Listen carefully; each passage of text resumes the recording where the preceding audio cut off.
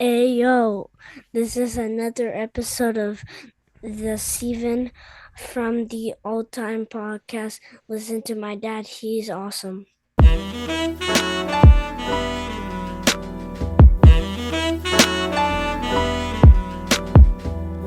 Welcome to a new episode of Steven from the All Time Podcast. I am your host, the Ayatollah of Hip Hop, the whole damn show, the Rated R podcaster. I am a visionary. I am a revolutionary. I am still balding. I have a sty on my eye, but we are here for a new episode tonight with my co-host. He is the producer of the year. He is the video editor of the year. He makes insane thumbnails. Is that what it's called? Yes. Thumbnails on the YouTube. He takes care of everything, and I'm the one that just screams and tells people what to do. He is Dean Milenko, the man of 1,000 holds. Yep. With a Chicago Bears jersey that the Indianapolis Colts beat in the Super Bowl in 2006 for Peyton Manning's first Super Bowl ring. Mm-hmm. You wore the jersey. You wore it. So I mean, I wear it because I have the best hands in the game. Like Brian Urlacher, the best player all time, bro. Best player. How you doing? I'm wonderful. I am very wonderful. Even though I feel like total dog shit and I have this big old sty on my eye that I continuously get for the last 5 years. I have no idea why. It is what it is, right? It is what it is. And he's working with a tie under his eye. So that's a good thing for you because usually we have to cancel those. Yes, we've canceled numerous because of me being sick and me having big old styes on my eye. But let's get into it. But Milenko, before we get into it, what do we have to tell the people? I just want to say to everyone a big thanks again for all the listeners. You are with us every week. Thank you. Thank you. If you're brand new to this, we do this pretty much every week. We break down albums. We bring you the best of wrestling. And we do it just for the love. So please take a 2-3 seconds, like and subscribe. Thank you. Oh, that's a nice little that you that did that, right? No. Okay. Because that look like your skills. This is my son who is obsessed with wrestling. And we share a bond with wrestling, and he made me this on Father's Day. And I have it in my room, and it makes me so proud that my son made me a WWE sign and says, "Dad, you're the coolest. I love you. Happy Father's Day." So I keep it here, and it's right here. It's right on my desk with the 1,000 CDs that I have and all the other bullshit. By the way, speaking of bullshit, I've been ordering a lot of wrestling cards. Okay, yeah, wrestling cards. Yeah, I'm thinking about getting wrestling cards as well. I have a couple for you, by the way. I'll take them because I have my little card holder in my car hanging, so I change cards all the time. So I have cards swinging left and right. I put rivalries up like a nerd. Did I give you the AEW cards that I had for you or no? Yes, I have them here. And I have more for you, and I have other shit in my room that I want to just get rid of. But anyways, we are here. We're here to bring you some reviews once again. Another week of insane amount of music that came out. We are being blessed this year with so much fucking music. We just gotta relax at some point because there's too much coming out, and we're at a point where I'm just like, I don't know what to listen to. I don't know where to start off. A lot of the artists they're continuously putting out the music. And when artists continuously put out music, at some point, it's just like, okay, let's take a breather. Let's relax. Let's not put anything else. Let's not put anything else out. But the thing is that there's a lot of them putting out numerous projects, and they're all good. All good. It's been making life tough for us because we have to to review all of those and quality all the time dropping, so we can't really skip any of the albums. I still haven't listened to the Lupe Fiasco, and that's one that I really want to get my hands on to. Not time yet, but let me give you one. This one right here, Steve. Oh, we're starting. Let's go. We're starting, bro. I like to get right into the subject matter. Yep. Right. So, first album for you guys, Flea Lord, Raised in the Sand.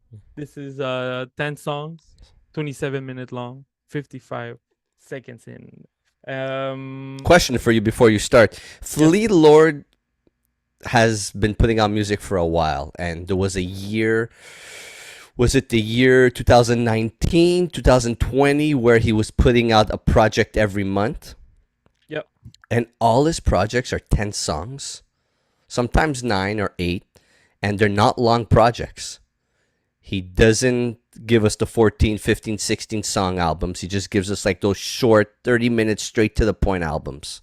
And I'm actually really happy that we're gonna review this album. And a big shout out to the Abyss podcast for doing an interview, for having Flea Lord on their podcast, on the episode, and seeing Flea Lord in a different light, seeing him talking about his come up, what this album means to him, and his contribution to the hip hop world, his contribution to the underground, the Abyss world, what he's done. Because you know what? Let's be honest with each other.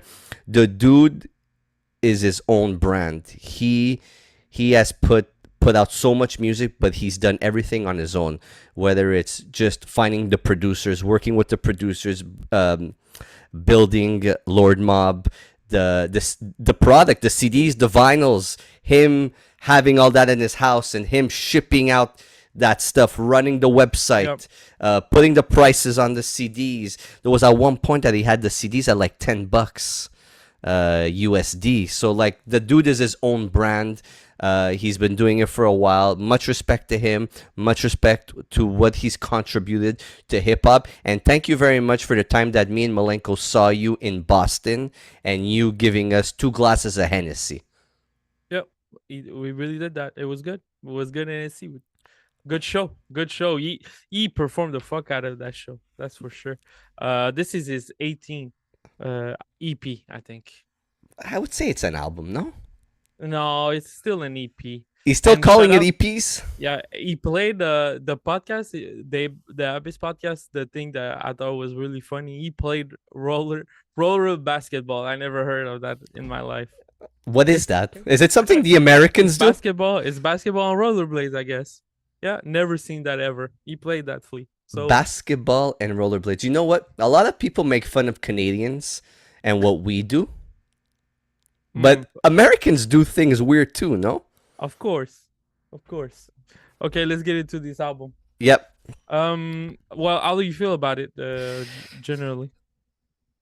I took my time with this one. The first listen, I was like, yeah, this is a good album. I went back maybe 3, 4, 5 times. I would say maybe a 5th time. I listened to it twice actually today before, because I wanted to really soak it in and be able to talk on it correctly.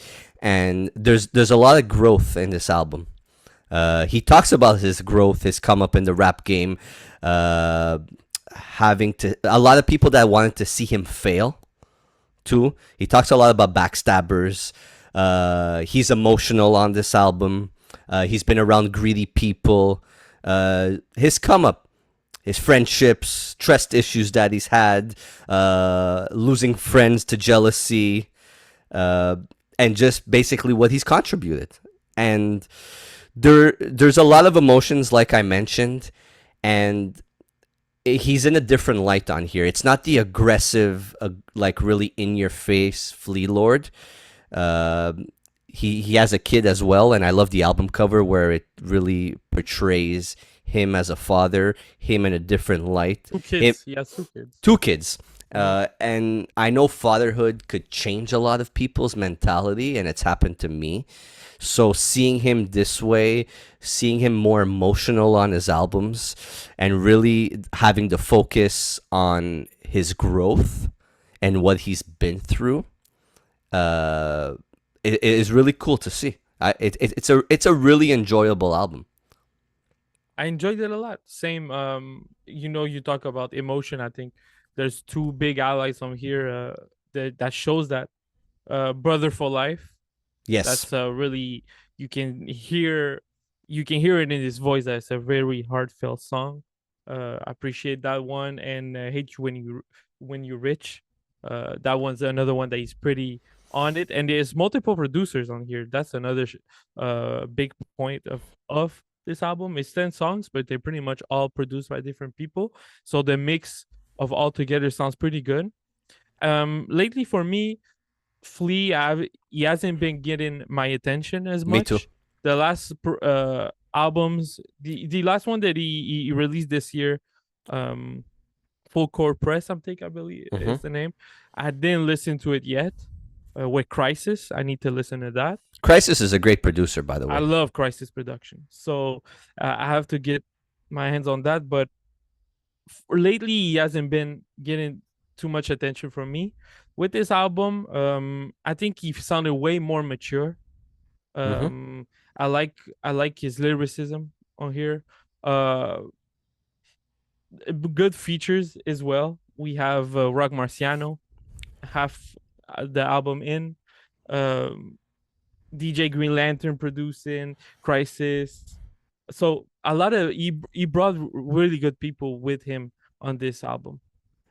Pounds is on the album. Also, Pounds produced a track. Mhm. Yeah. Pounds produced Brother for Life. Okay. Yeah, he's the one. Yeah. Yeah. He's the one. I think yeah, he's the one, and then he starts the other song, skipping Yeah. out. Yeah. Ice Water with Rock Marciano, like you mentioned. Love seeing those two together. He does have the album produced by Rock Marciano, which is probably top three favorite Flea Lord albums for me. Yep. There's production by Harry Fraud Mhm. on here. There's production by God Bless Beats on here. There's production by V Don. You mentioned DJ Green Lantern. Mefux, is that how you pronounce it? Mefix? I'm I have no terrible. idea. I'm I have no terrible. We're idea. Canadian with French accents, so we're terrible at pronouncing. I like that there's a lot of samples used on here, a lot of guitar. The beats aren't in your face. There's more of a storytelling type of vibe to the production that lays it out, lays that concrete for him to be able to spit over. And the album ends off with a celebration of his accomplishments. Yeah, really triumphant cut. I like that. Yeah, Trumpets, man. Trumpets in hip hop is a fucking cheat code. Cheat code, but again, it's a different beat that he doesn't use those exuberant beat usually. no. But he ended really on a triumphant note. Great way to finish the album. Yeah, props to him for sure, Mhm. 100%. I would say this is probably in my top Flea Lord projects. That's something that I would go back to numerous times this year. It's also a great driving album.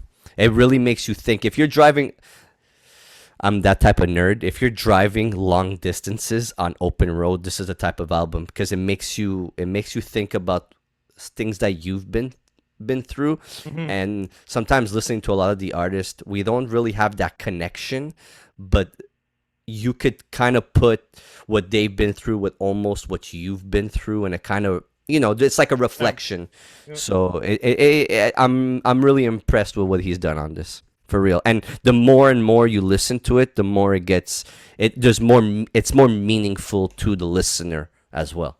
Yeah, I think it's a great listen. I really encourage people to go out their way and listen to this. All around great album. The only thing for me is not surprising anymore. I don't get more surprise from Flea Lord. That's what I expected, so that's what I got. Um, I, yeah, not much surprise to it. It's a good thing. Yeah, I could. It's a bad thing. Yeah, I could at the same time. But it's well put together. The production level is one of its best production level, well mixed. all that is no issue anymore. Cohesive body of work, Yep. and like each producer gave him kind of the mentality that he was going in with and what he wanted to put together. Yep. It wasn't like the beats kind of went together. It's like there's not one hard beat that overpowers the one before. It flows. It flows. It's cohesive. And we talk about a lot of people working with one producer, and we'll get to an album later on the one producer, one MC. And there's a lot of that going on now. And there's a lot of artists that could do projects like this, and there's some that they can't. Speaking of that Mac Homie project that I'm still trying to wrap my head around, and not I still can't get into it as much as I want to, because I find the album doesn't flow and it has so many different producers.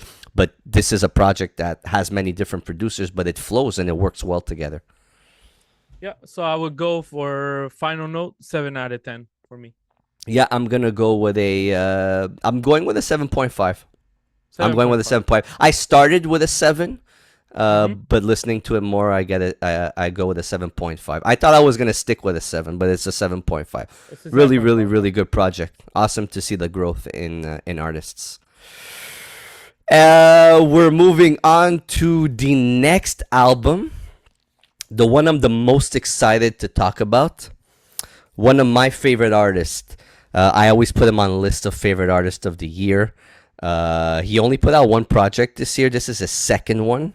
We are talking about Vic Spencer, the Apes that was left behind. And I really, really sat down with this, and I really had to. There was a lot to take in for me. Okay, and I'm going to give you a couple of reasons why. Number one, Vic Spencer's first project on Ruck Down. Okay, Ruck Down Records. Yep. Okay. If there's any old school hip hop heads in the world, Duck Down Records is probably one of the biggest underground labels to ever exist. Albums coming out from Boot Camp Click, Sean Price.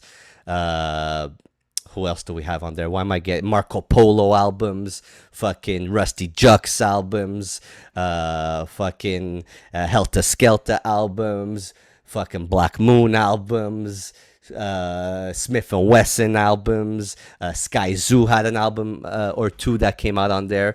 So as a fan of hip hop, you see something like this and you get excited because you're like, what is Vic Spencer going to be giving me on an album on Ruck Down? We all know what the Vic Spencer sound is. We all enjoy the Vic Spencer sound is.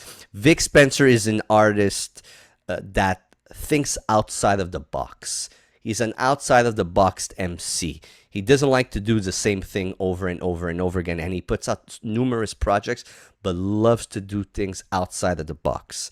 I saw this was coming out. He made a post about it. The art is by Craig Dyer, C. Dyer. He did the artwork for Vega 7 and Ferris Blusa. He's done numerous different project art, and the project art for this really stuck out to me because on the cover you have a bunch of apes, and if you know Sean Price, okay, and you know what Sean Price is all about and what he's done on his projects and the lyrics regarding the apes, and just what he brought to the table with that concept, he painted the perfect picture. And then you have Vic Spencer on the cover with Sean Price and Rim. And to me, the cover was like, wow, what am I in store for? Craig Dyer paints that picture for you of you getting excited to see what the album is going to bring. Okay? Also, the apes that was left behind, and Vic Spencer mentions it in the album, he is talking about the apes that Sean Price left behind, the MCs that Sean Price left behind to kind of shine the light in the Sean Price name. Also that the Sean Price, who he's worked with, he's called elite MCs. Okay? And Vic Spencer being one of them.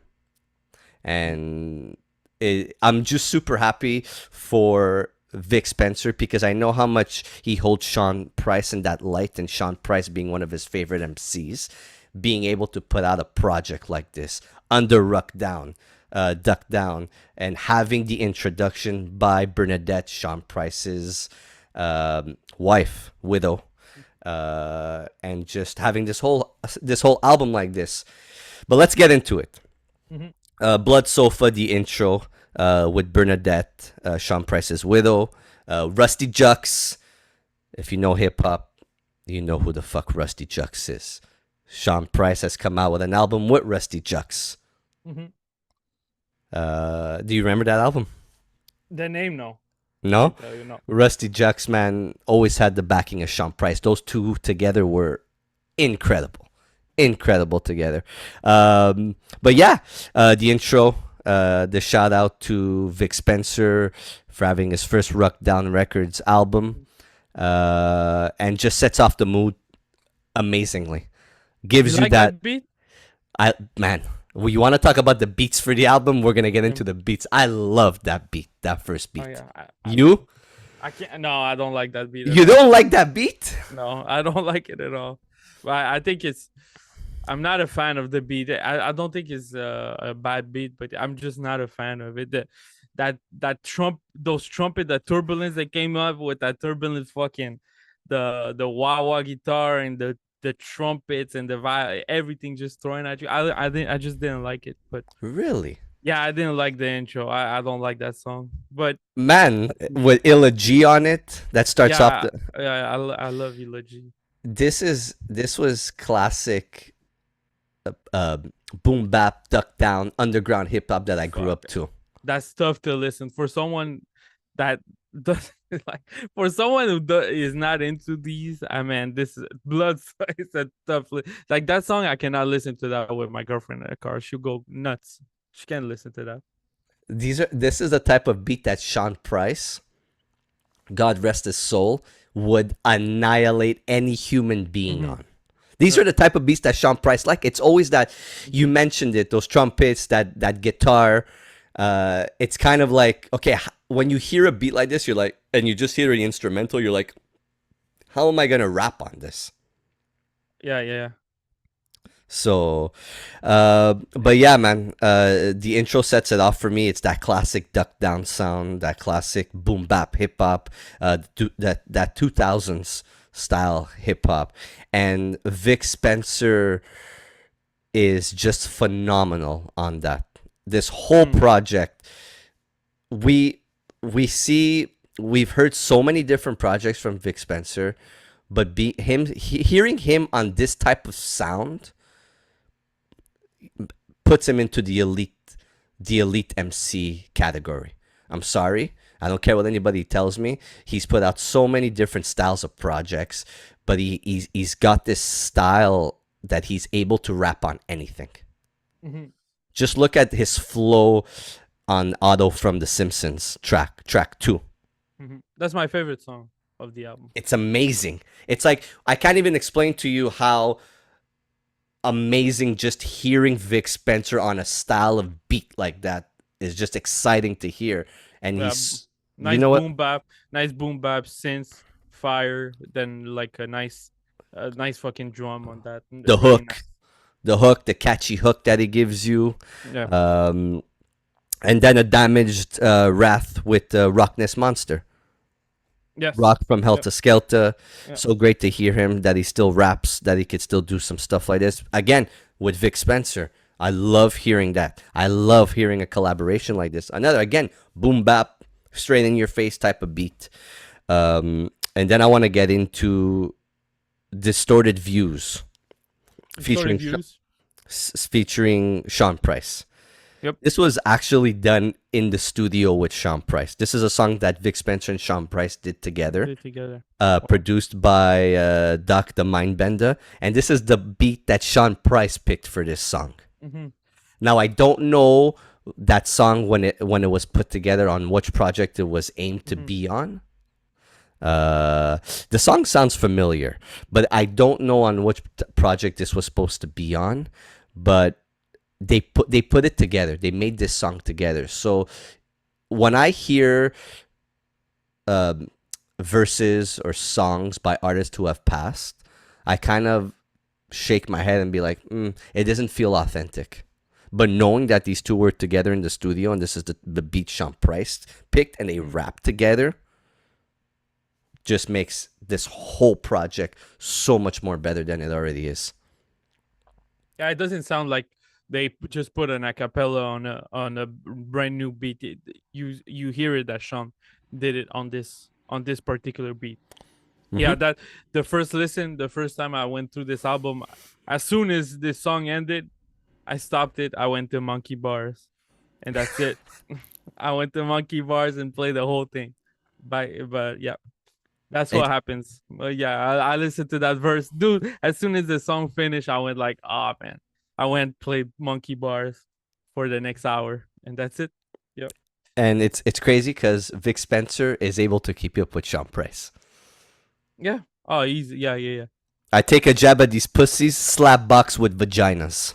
Yeah, that made me laugh. That made Amazing. me Vic laugh. Spencer did great. He did great on this. Before we get into other things, other tracks, what did you think of the album? Well, for me, I there's really some highs. Like there's some songs that I don't think I'm gonna go back to. Okay. Uh, so we talked about the intro. For me, the intro wasn't a hit for me. That Okay. beat is really tough. That when it comes back to that turbulence and all that, I just don't enjoy it as much. I don't like the beat. Then from then to like, I will tell you 2 to 7 to Body Bag Registry. It's all good songs for me. No problem. I see no problem at all. Ain't No King of Chicago. Then I'm not gonna go back to it. I get the point Love. of Vic Spencer, but I'm not gonna go. I don't know. I'm not gonna go back to that Okay, song. we got to touch on that.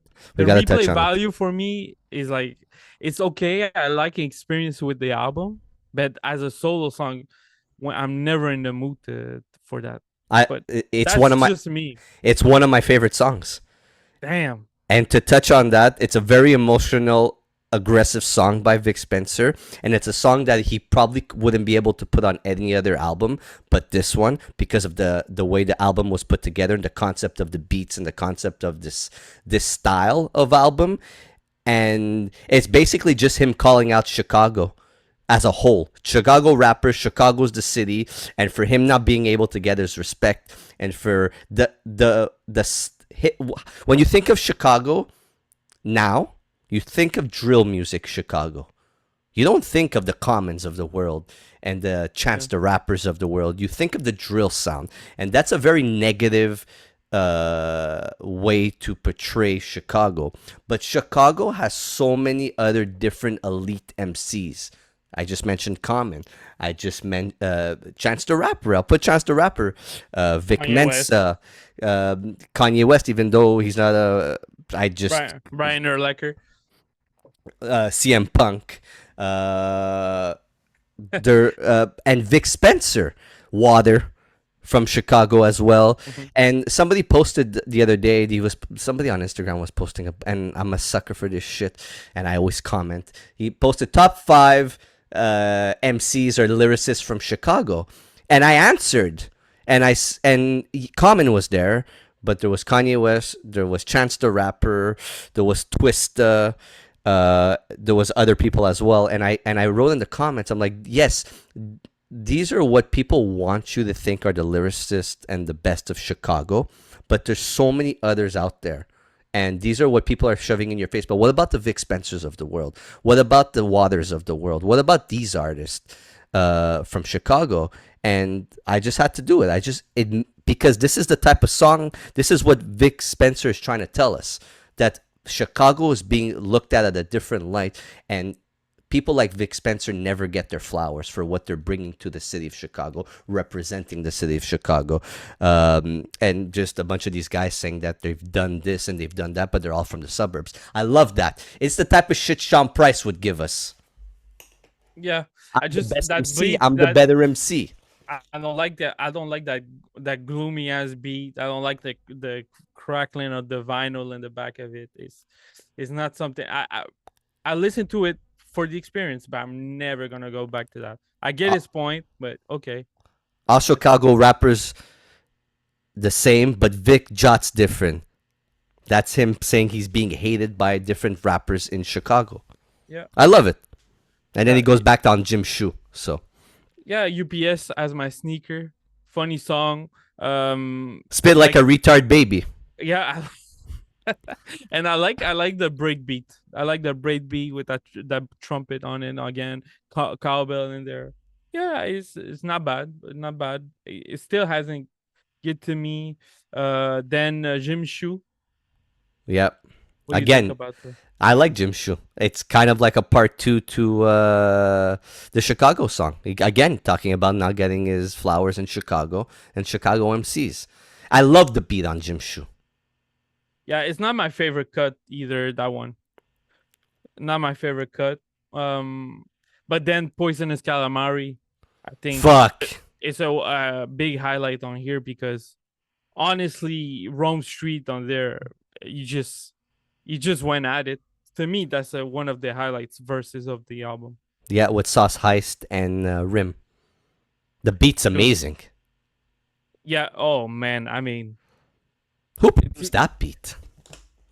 that's a good question. I don't know, but Rome took that. Rome totally took that verse. I'm sorry for the others, but Sorry for not knowing who produced that song, but that song was that song production was amazing.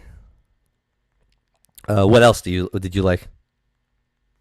I like eyebrow. After that, it's pretty good. There's nothing that's crazy to me, but that PF cutting invasion that sounds loud, bro. That sounds loud. We're two idiots. Camouflage Monk did that song. Yeah. Wow. Okay. That's amazing. Did PF cutting invasion? Did it sound loud? Very loud. Jesus, that mixing, bro. Every time it just wakes you up. Because of his voice too. Yeah, but the mix is loud, man. It's too loud. That you need to bring it down. Eyebrows is like a doomy little MF Doom kind of lo-fi beat.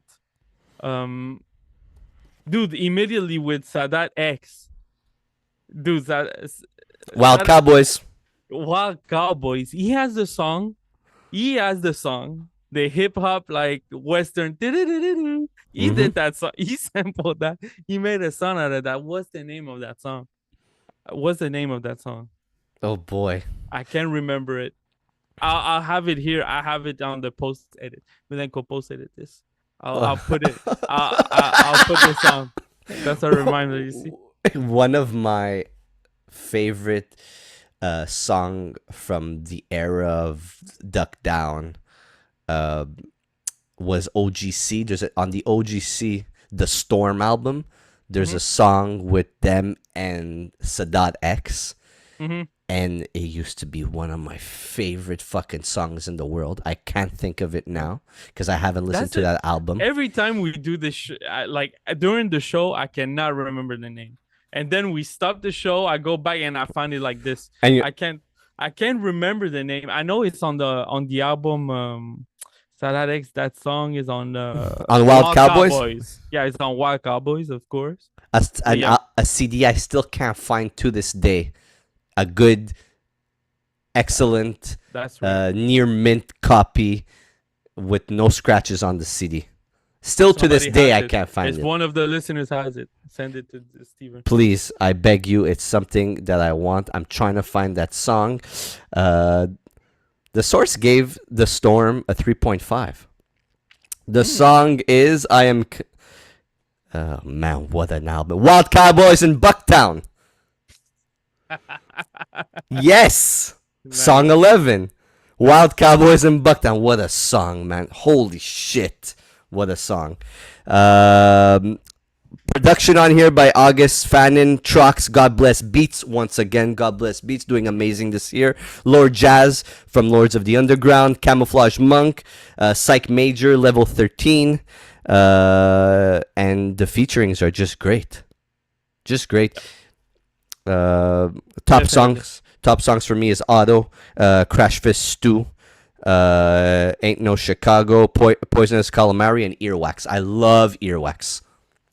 Love, I love, don't love, like I love. don't like earwax at all. Fuck, you're difficult. What's wrong with you? I don't like earwax at all. That beat is just annoying to me. Look, this album to me is.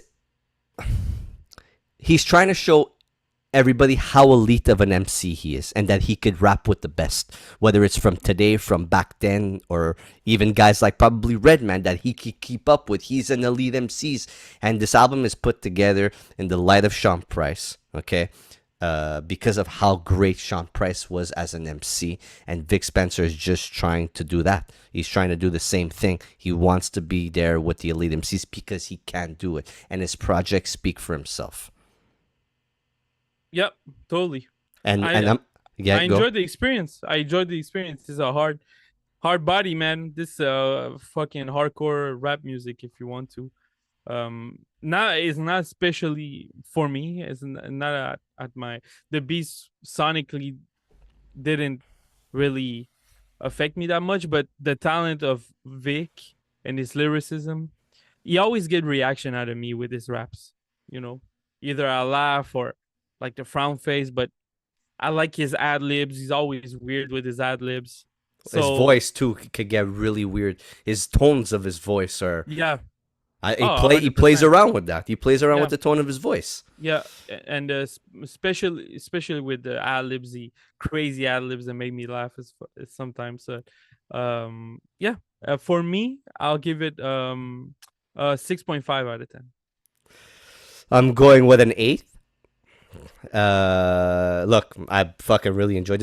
I bought the album as soon as it came out. Yeah, While I was driving because I was on the way to. Jesus.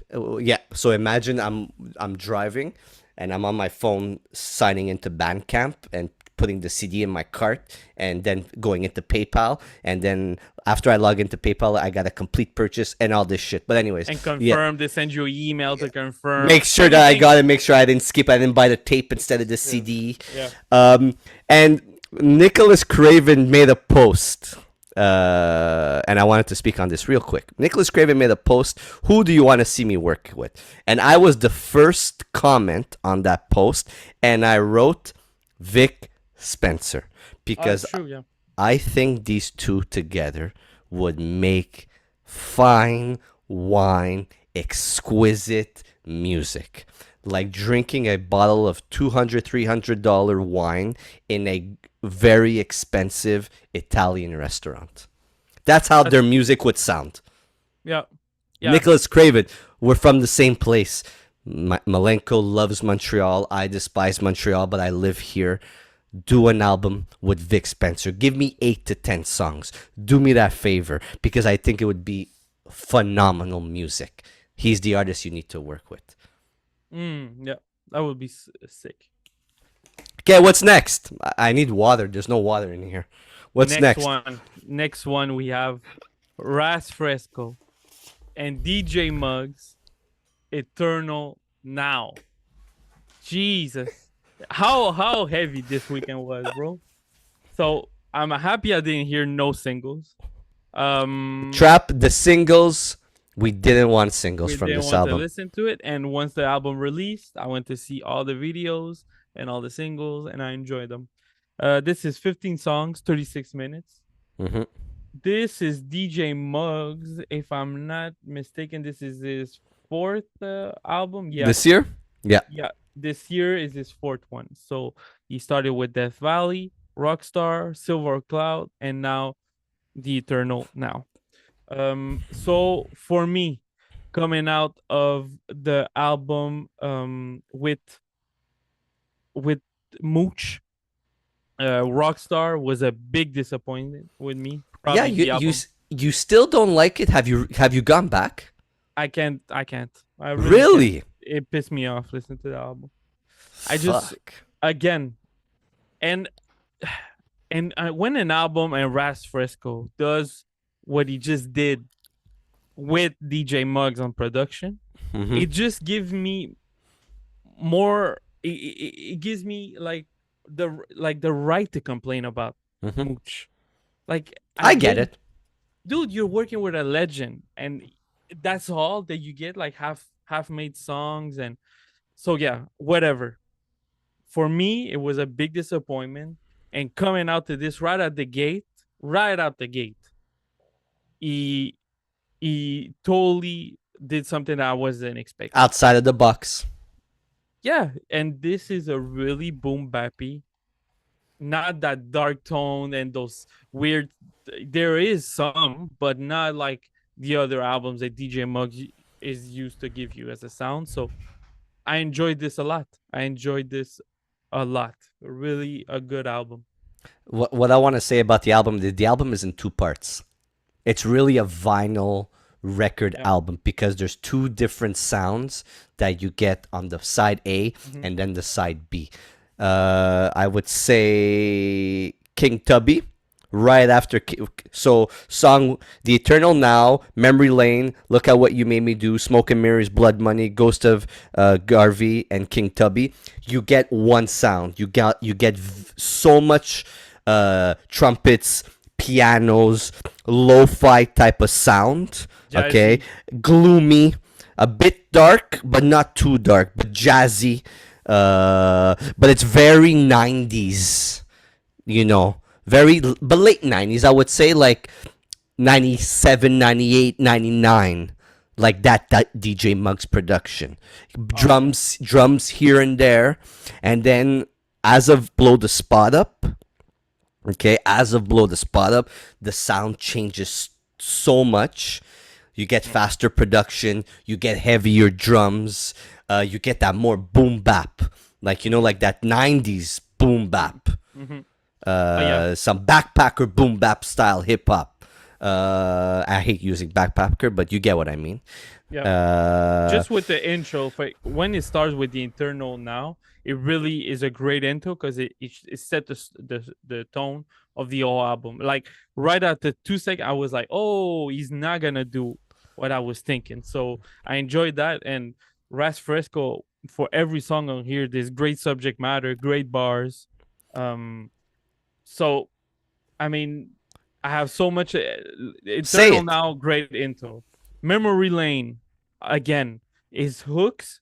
Is well, the chorus and the hooks that you got throughout the album are exquisite. I love those. I He don't need much, he is but those such are a perfect. wordsmith.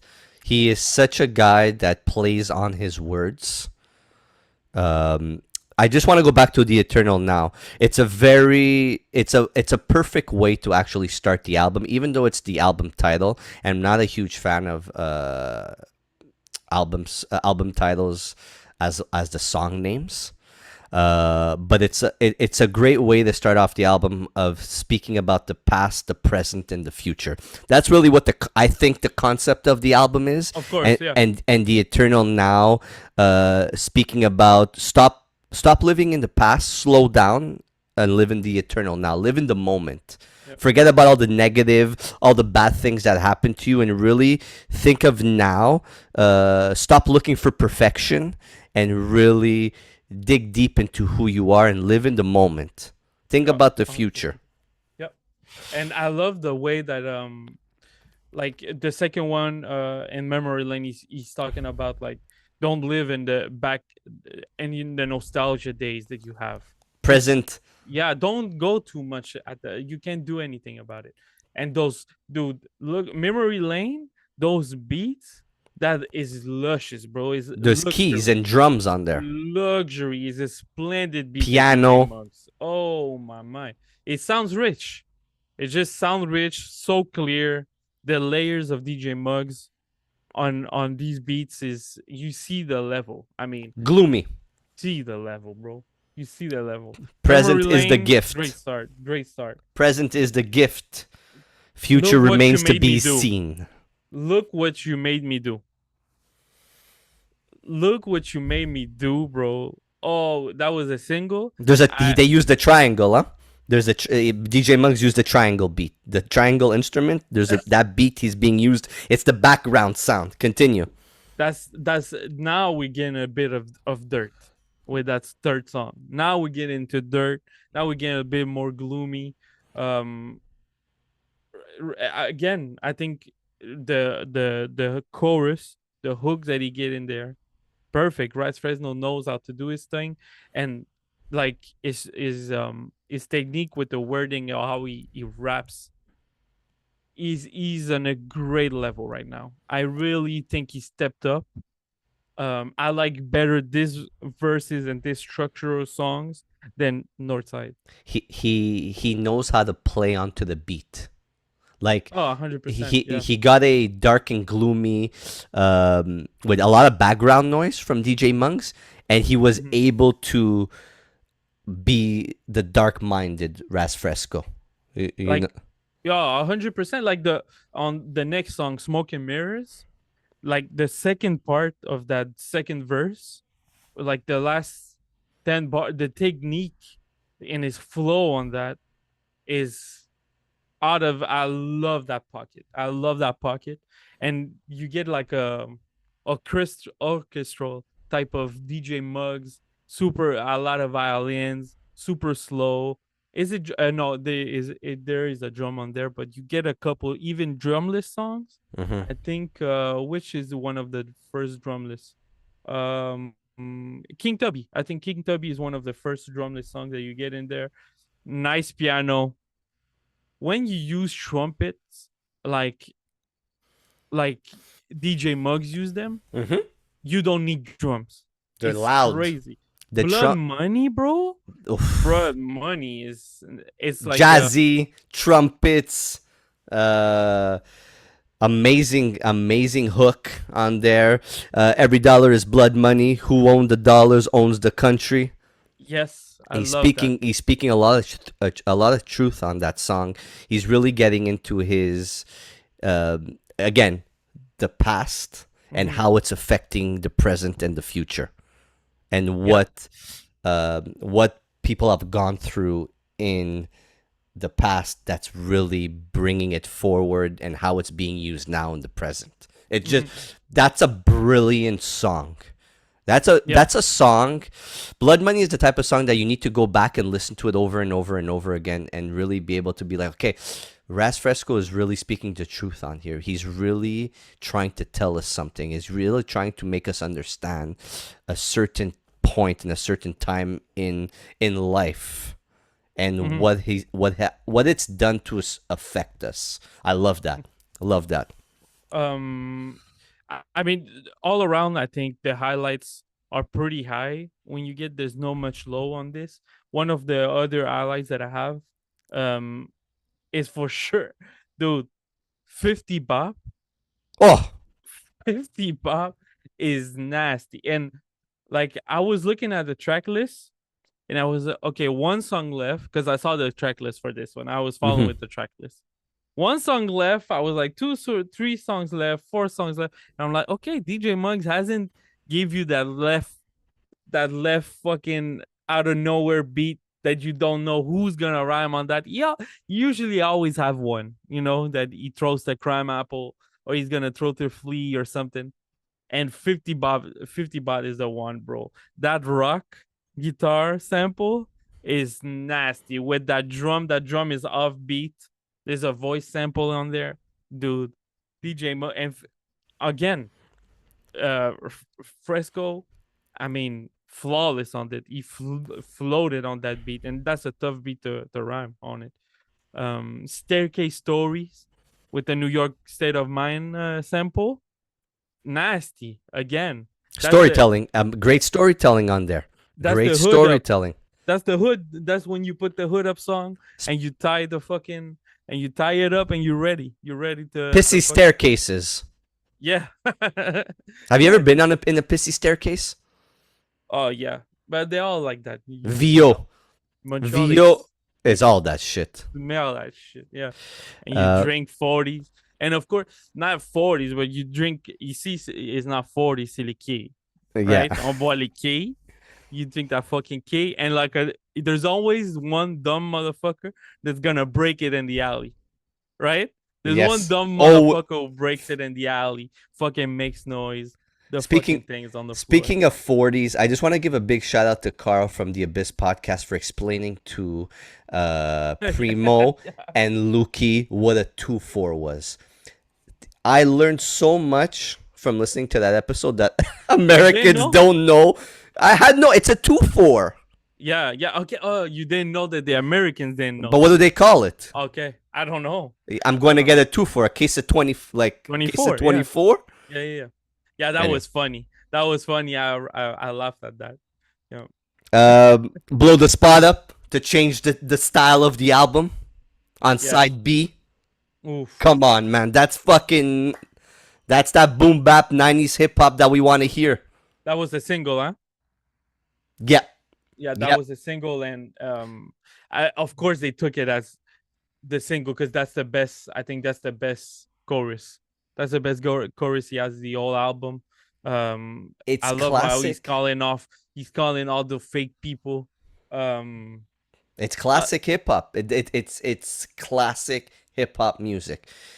Um, I big think he did essay, great. very Big essay. very wavy, smoky type of beat.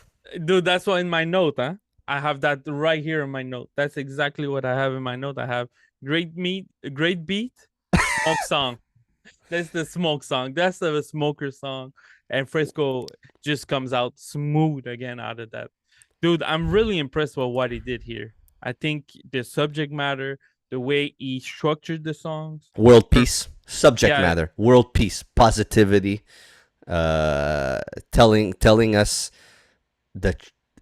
You know what he's doing on this album? He's telling us the truth about life, and what could happen to a man, and how a man can grow from the past into the present, and what it could bring to the future. And look at just the album cover, the album artwork. It's the clock. It's that eternal clock. Yeah, and it's a big step up for his career because he hasn't get like a producer this level yet. All due respect, he has a lot, but he's still learning. So well, Future Wave. yeah, I know, but you have DJ Muggs. Yeah, and he shined on this project, man. He shined on this project, and before we start talking about the effect of this, because I want to get into him being a Canadian artist as well, but he's a producer as well. He's produced numerous times. He's produced for numerous people. He also has his own. I'm not good with the production machines and stuff like that, but I don't know if it's an 808 or one of them. A machine you can make a beat that he sells. Okay, it's drum set. Yes. Beat set, something like yes. that. Yeah, drum set. Yeah, like this dude has an ear for music, so that's why for him to get in the MC bag and be able to be with the producer DJ Mug, he has the ear. He's a pioneer. He's a pioneer of this shit. I mean, he's a pioneer. Exactly, and he hasn't been doing this for 2 years. This dude's been doing this for a very long time. He talks about that stuff. On a lot of his albums, he talks about him growing up in the culture of this type of music, and it's just amazing to see his growth. Again, we speak about growth a lot on this episode, but the growth of the artist, and just look, working with DJ Muggs is kind of that. It's huge for a lot of the underground MCs. It's huge for them to be able to work with the DJ Muggses of the world and the Alchemists of the world. But fucking Raz Fresco, he's kind of like that cheat code because he's a producer. So he's able to hear these sounds and know what's needed of him on the song, the landscape of the song. Yeah. Oh, I totally agree. And this project just put his name out. I think Raz Fresco is one big name now of Toronto. He's been doing this for so long. Not even Toronto, for like for Canada in general. It puts him in really high up. This whole wave is gonna be the first guys to do it and come up with the underground like that. So I mean, he represents well. He's a Canadian artist. That makes me super proud. I just want and I just wish that a lot more people pay attention to Canadian artists, Canadian hip hop artists, because these dudes are some of the best that are doing it. Raz Fresco, we're seeing it now. I mean, Daniel Son, Ason Eastwood. Okay. Are they all getting their? I think they're all getting. I mean, Future look at the Wave names. production. Yeah, Nicholas Like, Craven. yes. I Okay. mean, There's Mike so Schaub has been with all those. I get it. I with both. Este Knack comes here. Yeah. He's been here. He's worked with Raz Fresco. He's worked with Danielson. Um, Yeah, shout out all, to them, bro. like I can name you. I could sit here and name you uh, so many of the artists. But there's a lot of good music out here in Canada, and it's time to showcase it. And it's time to represent. And it's time to push these artists forward. And you know what? Fuck it. We do this because we want to push these artists and we want people to know it. And for a lot of the people out there that say that hip hop is gone and there's not a lot of good hip hop that's coming out, and I'm talking about the people that maybe are from the 80s and the 90s and kind of gave up on hip hop, The Eternal Now by Raz Fresco and DJ Muggs is the album that you give to these people, because there's so much great sound and hip hop influence from the 80s, 90s, 2000s, and now on there that it will get these people into it again. Am I wrong? Tell me I'm wrong. No, you're Is not this wrong. the album that you give to people or what? That's a great. Yeah, it's a great one. This is what you give to them because it's that sound. It's that classic hip hop sound. And you mentioned it. His lyricism on here, his wordplay, his skill. Let's talk about the word skill. His skill on here is the best I've seen him do. And this is his four projects. Those multis he drops here and there. I've all the patterns he used, really great patterns. I mean, I was impressed by lyricism and wordplay on here a lot. So yeah, nothing much more to say. I think that was my favorite album of this weekend. For my final note, I'll give it a 8.5 out of 10. I am going with a 8.5 like you. You too, huh? Fuck. It's the one I've listened to the most, and I'm not done listening to it because there's a lot more to get out of the album. There's a lot more gems to unveil in the album. There's a lot more things that Raz Fresco is trying to tell us in the album that I don't think I'm there yet, and I think there's a lot more I want to learn from the album. There's a lot of learning. Look at the cover. I noticed the black goat on the album. Mm-hmm. You know? Yeah. Yep. There's so much more. You're going into that world. So yeah, 8.5 of this album. Canadian hip hop at its finest, people. Yep. Before we get up out of here, Milenko, are you coming over on Saturday for Summer Slam? Yes, sir. Yes, You're sir. coming? Are you Yes, bringing the cerveza?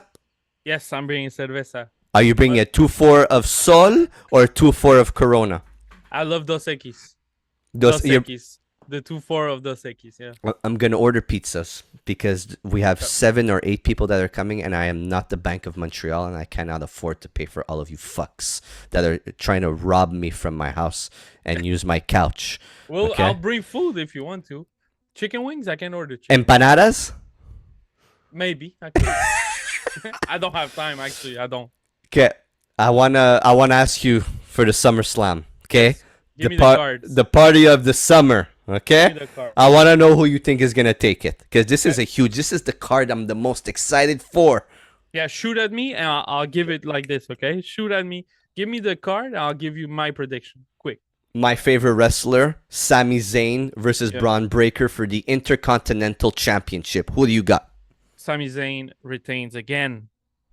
Are you fucking mental? I think he's gonna he's gonna retain again and lose it next time. That's the third time. Next one. Okay.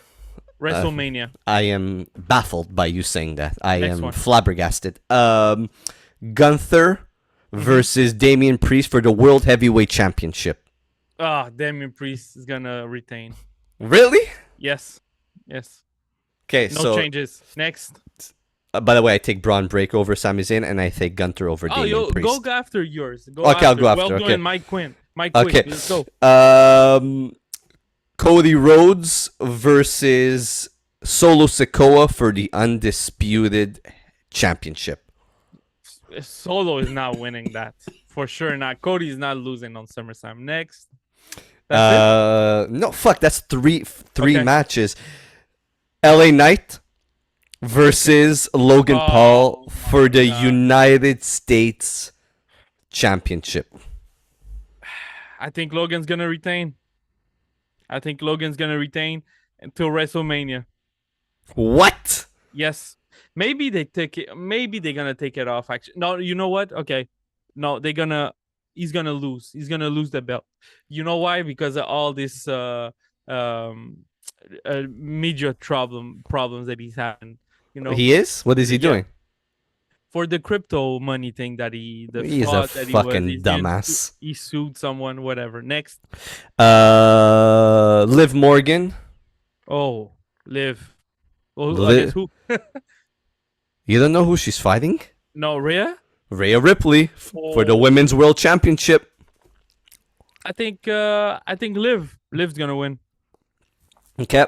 Bailey versus Nia Jax for the Nia Women's Jax. Championship. Nia Yeah. Jax. Yeah. Okay. And CM Punk He's gonna fight. versus Drew McIntyre with Seth freaking Rollins as the special guest referee. The Revolutionary Divisionary. Man, I'm not gonna, dude. I'm not coming. If he's wrestling that guy, Just think- shut up and I think pick. Drew gonna win. Really? Yeah, Drew's gonna win. Okay. I hope so. Go ahead now. I want to start from that match. Okay. Drew is gonna win, and the reason why Drew is gonna win is because Seth Rollins is gonna want to hit Drew with the chair, and he's gonna miss and hit CM Punk, and it's gonna continue to another platform, the rivalry of CM Punk and Seth Rollins. Okay. Just like they did in '97 with Shawn Michaels was a special guest referee with Undertaker versus Bret Hart. That could be one. That could be Okay. one. Rhea Ripley versus Liv Morgan. Liv Morgan is going to win because Dominic Mysterio is going to interfere in the match and make Liv Morgan retain. Okay. But he's not going to do it in a way where he wants Liv Morgan to win. He's going to try and help Rhea Ripley, and it's going to fuck everything up. Okay. Nia Jax is going to beat Bailey 100%. She's going to give her the Yokozuna whatever move that she gives, and it's going to crush her ribs. LA Knight's going to beat the piece of shit Logan Paul because he's a piece of shit and Prime sucks and he can go fuck himself, and he's just had the champion for like 300 days but only had 2 matches for it, so fuck him. He can get the fuck out of wrestling. Cody Rhodes versus Solo Sikoa. Solo Sikoa is going to lose against Cody Rhodes, but if the wrestling people are smart, the wrestling gods are smart, Solo Sikoa should beat Cody Rhodes so that Solo Sikoa has the champion and Roman Reigns comes to beat Solo Sikoa for the head of the table and the champion. It's not gonna happen. There's no way that Cody Rhodes is winning. Now. But if they want the world to explode and people to be like, what the fuck? You make Cody Rhodes lose and Roman Reigns comes back to face Solo Sikoa for the championship and the head of the table. That indeed would be an explosion. Should I be writing for WWE? Yeah, you should be writing. The Thank you. thing is Cody's not gonna say yes to that for sure. Not. But I don't whatever, know, we'll man. see. It would be so smart. But anyways, Gunther is gonna beat Damian Priest. Okay. Yeah, because Damian Priest as a champion is just weak, and I don't think anything. He's just coming into a shell now, but Gunther is not going to lose. And Damian Priest is going to lose because Finn Balor is going to try and interfere in the match to help him, and he's going to fuck up. And then it's going to start the Damian Priest-Finn Balor feud, and Damian Priest is going to leave the Judgment Day. Okay. And the match of the century, the match of the night, the match of the year, Braun Breaker versus Sami Zayn. Braun Breaker is going to beat Sami Zayn. Boom. Boom. Squash? Done. It's finished. A squash match or no? No. It's gonna be a good match, and Braun's gonna win clean. Okay. There you go. I can't wait. I cannot wait. We're gonna record that episode and get it out for you guys. Yep. So yeah. Thanks for joining. It was a great evening. We bring you nothing but the best in hip hop and in wrestling, all combined in one. Milenko, what do you want the people to do? Go listen to the albums. Actually, go Oh, listen to fuck, the good call. albums. I didn't know that. And thank you again for the comments. We always read the comments. You guys are telling us what CD you're buying. It's cool. It's cool. I like seeing that. Thank you for commenting. And I'm happy that we can share that sickness of collecting these CDs. You don't collect anymore. You're a sucker. You stopped buying music. Me, I stopped. I'm pretty happy about myself. I saved a lot of money with that, a lot of stress free, and I'm still waiting on 2 CDs. Imagine. So there you go. That's pretty much it for me. What are you waiting for? The Rick versus Flair. Pro Dillinger and Rick Mickey Dan. versus, How yeah. funny. I have that album on CD and tape, but I had to rebuy it with a different cover. Of course. And the Crime Apple, one Crime Apple that's on the way. Yeah. The Which one one? that we bought together. No, we the one didn't that receive. I bought for you. Yeah, and we haven't As received a it. gift for all the things you do for the podcast. I And bought we you a haven't gift. received it yet. We're never going to receive it. RRC takes 35 years to get this CD. But yes, thank you. Like and subscribe. Subscribe and like. Write in the comments. Tell us what you think of the episode. We appreciate all the listeners. All the listeners that come back. All the listeners that like, that comment, that do all that shabazz. We appreciate it very much. Thank you so much. We do this for you people and for getting these artists out there and for people to listen to their albums. Thank you very much. We are visionaries. We are revolutionaries. We are the game. If you're not down with that, we got 2 words for you. Like and subscribe. Peace.